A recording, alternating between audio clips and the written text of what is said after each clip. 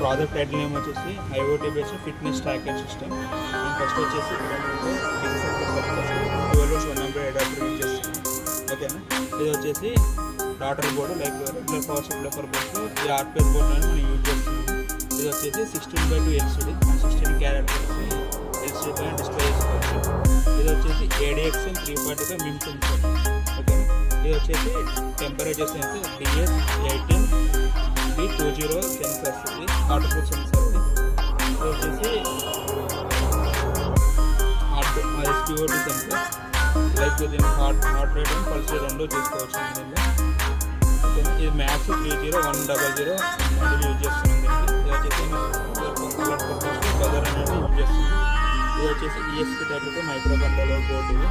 ఓకేనా, నెక్స్ట్ వచ్చేసి మనం ఇక్కడ పవర్ సప్లై అనేది ఇక్కడ వచ్చేసి పవర్ సప్లై అనేది ఆన్ చేయాలి.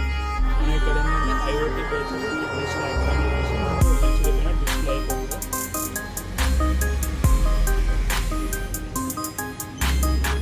ఇంకోటి వచ్చేసి మనం ఇక్కడ ఏంటంటే మనం మొబైల్ హాట్స్పాట్ అనేది క్రియేట్ చేసుకోవాలి. ఐఓటీ సర్వర్ ఉంటుంది. సేమ్ యాక్చువల్లీ ఇలాగా పెట్టుకోవాలి. ఓకేనా, ఇంకా ఏంటంటే మనం దీన్ని హాట్స్పాట్ అనేది ఆన్ చేసుకోవాలి.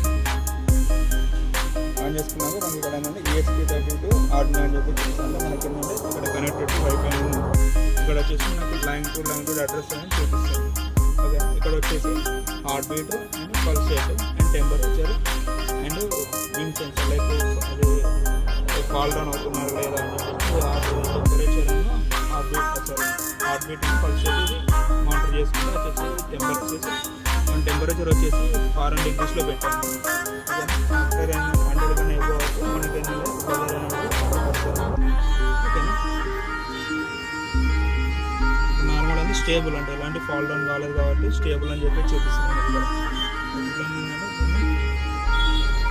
ఫాలో అవుతుందని ఏంటంటే మళ్ళీ సర్వర్లోకి అప్డేట్ అయిపోతుంది.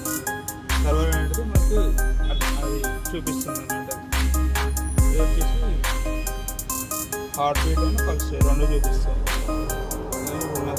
హార్ట్ బీట్ వచ్చేసి 92 ఉంది. పల్స్ వచ్చేసి వ్యారీ అవుతూ ఉంటుంది. స్టేబుల్గా ఉంటుంది కదా, అది వ్యారీ అవుతూ ఉంటుంది మనకి. ఇక్కడ మనకి ఏంటంటే ఒకటి సర్వర్ ఉంటుంది. సర్వర్ అనేది క్లిక్ చేసుకుంటే మనకి ఇక్కడ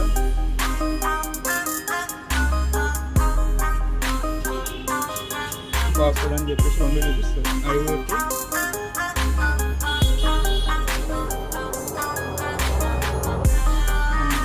157 మళ్ళీ సేమ్ పాస్వర్డ్ ఐఓటీ